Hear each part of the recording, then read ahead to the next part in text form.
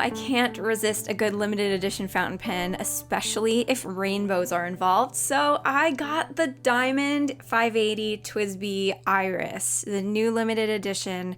I bought it from Goulet Pen Company and I managed to snag it right away. I set up email notifications just in case it sold out. So we're gonna unbox this. I'm gonna give you my initial thoughts. We're gonna compare it to some other pens. We're gonna ink it up. It's gonna be a good time. So I hope you'll stick around with me. We're also gonna try out the TWSBI Pipe. This is my first time using it. I do have ink on my hands already. This is my first TWSBI Diamond 580 that's a full size. I do have the mini, and I have a couple of TWSBI Ecos, an Eco and an Eco T that I'll show you later. I was especially interested to see how this pen compares to those. It comes in a cardboard box, and then there are these foam pieces to kind of help cushion it in there.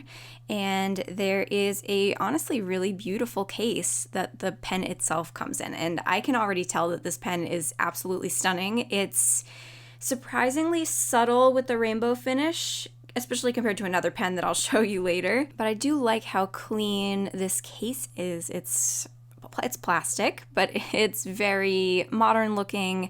It has this on the back of it. And honestly, I may keep this case around to display this pen in when I'm not using it. There are two little clear plastic stickers keeping it shut on either side, and once those are out of the way, you can lift off the top of the display case. The finish and the styling of this pen will look very familiar to you if you've seen the TWSBI VAC 700R Iris, but the VAC filler kind of intimidates me. I'm not sure if I'm ready for that, so I was very excited to see that they released it in one of their nicer piston filler pens, the Diamond 580. To take this pen out, you lift up on these little plastic pieces and they come out pretty easily. I did have the pen fall out of here while I was precariously balancing it to take photos, as you do. It has a diamond faceted barrel, which is something that is defining of the Diamond 580.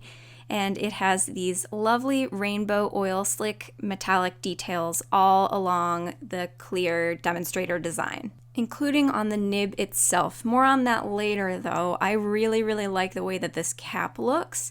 I think it's just beautiful. I'm used to the caps on the Eco and the Eco T, and I think this is much more my style, and it's just beautiful. Look at that finial. Wow. Each one of these pens is going to have the colors distributed in a slightly different way. They're all unique, but it seems like most of the ones I've seen have been heavily on the pink and purple end.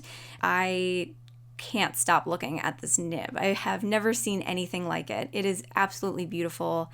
In the back end here, there is a little bit of that rainbow, but it's mostly the clear TWSBI design that we're used to seeing. It is a built-in piston filler pen, and it has enormous ink capacity, way more than I ever need. I honestly don't fill these pens up all the way very often. And along the bottom edge of the cap, it says TWSBI on one side, and the other side says Diamond 580 Taiwan. There's also a slightly darker plastic area inside the cap that helps to seal the nib in there so the ink doesn't dry out as fast. All of the tiny little details on this pen are really something. I keep looking at it and it's just making me so happy.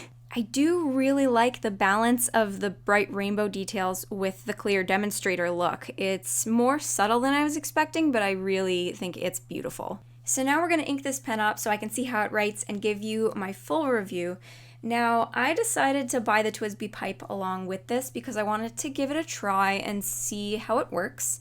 I've watched a couple videos on it and it seems to have mixed reviews. You don't need this pipe to fill up the pen. You can just dunk the nib directly into the bottle, but it seems like it's intended for use when there's only a little bit of ink left or a very small sample bottle. I'm gonna give it a try. So all you have to do is twist the nib section off and it just says to press it into here.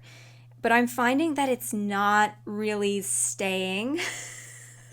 I don't know if I'm doing something wrong. This ink is the Private Reserve Blue Suede. I thought that the teal color would look kind of nice with the color of the pen. And I did hold the pipe in place while I was turning the piston just to try and keep it from falling out because I had a feeling it was going to. I did like that it allowed me to keep the pen out of the ink bottle, which is honestly why I bought it, because I tend to make a giant mess when I have to then clean up the ink off of the pen, and I never seem to get all of it. I did still end up getting covered in ink, but for other reasons. Now I'm going to log the ink in my swatch book. This is a Tomoe River paper insert from Jet Pens, and it lives in a Chic Sparrow Emma Traveler's Notebook in the pocket size. The pages come blank, and I stamped it with an ink swatch stamp from Everyday Explorers Company. I did make a video about how I do that if you'd like to see that as well.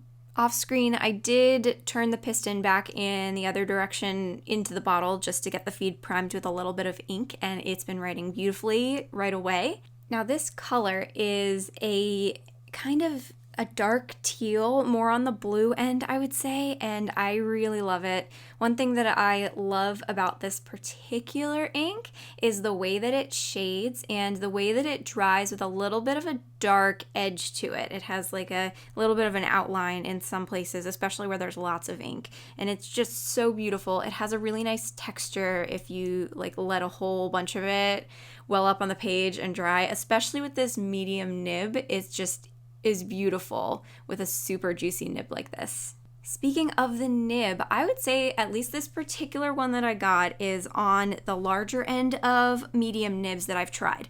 Medium is my favorite nib, but it can be a little bit frustrating that it's pretty inconsistent. You can get a medium that's close to a fine and a medium that's close to a broad.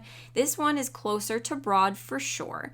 You can see in the entry right above this, I was writing with another medium nib on the Monteverde Invincia, and the TWSBI Diamond 580 medium nib that I got this time is thicker than that. I would say that this one is pretty close to the Lamy Safari medium that I have. And there is the swatch that I did. I also want to show you the previous swatch that I did for this particular ink, but with a glass dip pen instead. So this was back when I first got the ink, and look at that outline on the stars in particular and on that big ink splotch. So pretty. And now I'm going to do some journaling with this pen so that I can get a feel for how it writes, and also so I can show you what this particular ink and nib size looks like in a paragraph format. This is something that I feel like a lot of ink and pen test videos are missing, and I am, of course, decorating the pages a little bit with some washi tape and some stickers. And here we go. This is the B6 Slim Nanami Cafe Note with Tomoe River paper. It is the original Tomoe River paper as well. This is an older notebook that I haven't quite filled up yet.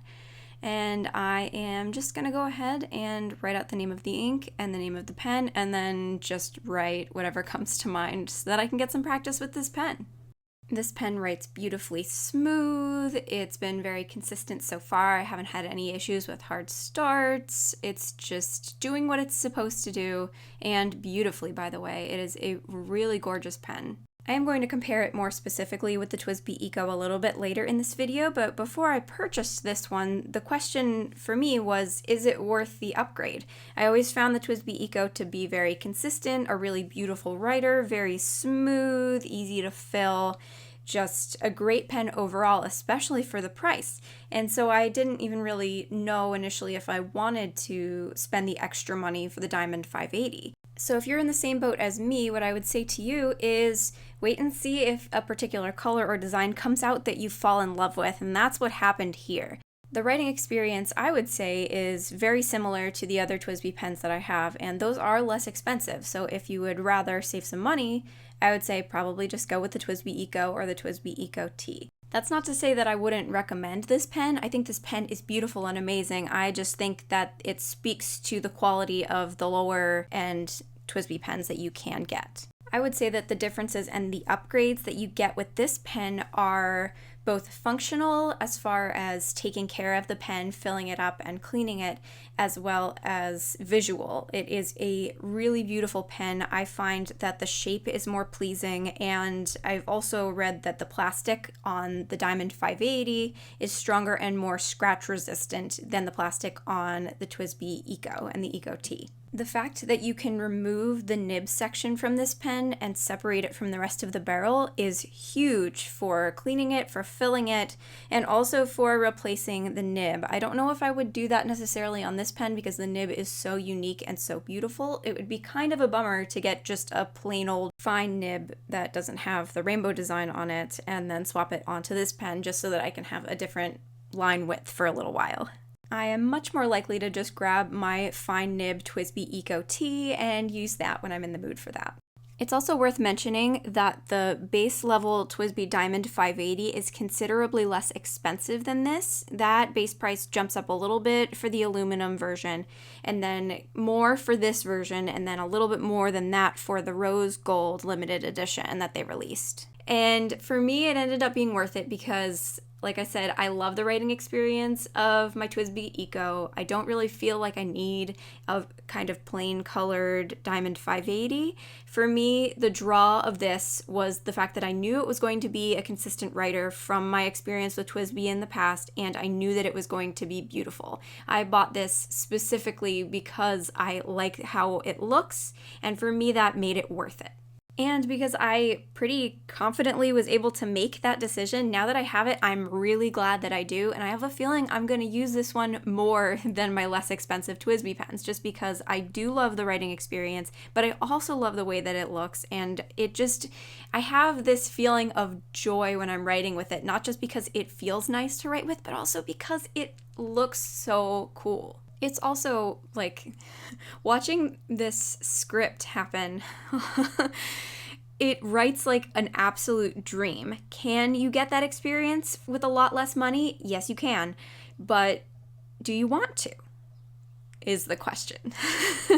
And now it is comparison time. So I've got the iris right here in the middle.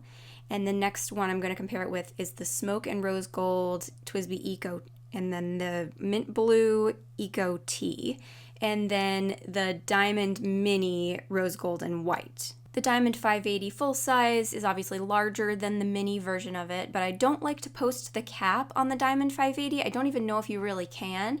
And when you post the cap on the mini, it actually ends up being larger than the 580. I love them both though. Those are my two favorites. And then when you pull in the Eco and the Eco T, you can see that the Eco are a little bit boxier, and the diamond has this diamond faceting on the barrel that you don't have on the Eco. That's kind of why it's called the diamond, I guess. The 580 feels a little bit heavier and more substantial, but not in a bad way.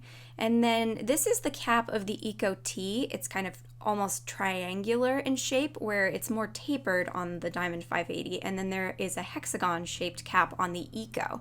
You can see the Eco and the Eco T have slightly different shaped caps, but they are more boxy, like I mentioned, and they have a different clip. You can't twist off the grip section on the TWSBI Eco, so that makes it a little bit more complicated to clean than the Diamond 580, and they all have the piston filler mechanism built in. This is what the nib and grip sections look like on these different pens. They all are steel nibs, but they come in different colors, and so you can kind of see here, this is the Eco compared to the Diamond 580, and they are pretty similar, both round at the grip.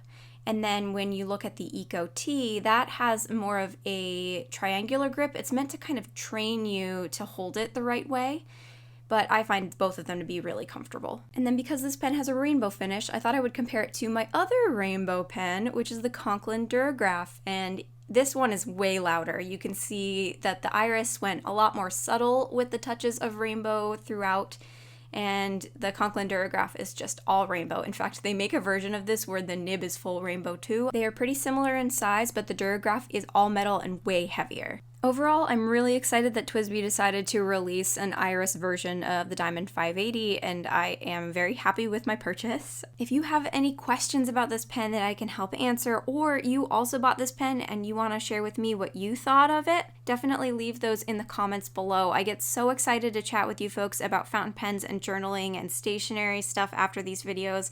It's so much fun to have a little community of people that get just as excited about this stuff as I do. I'm working on individual fountain pen reviews for a bunch more of my pens, so if you'd like to see that and you're not subscribed already, make sure you're subscribed so you don't miss out on the next one. Also, if you are like me and you're going to turn your private reserve ink bottles onto the side so that you can take better photos and video thumbnails, don't do that because it leaked everywhere.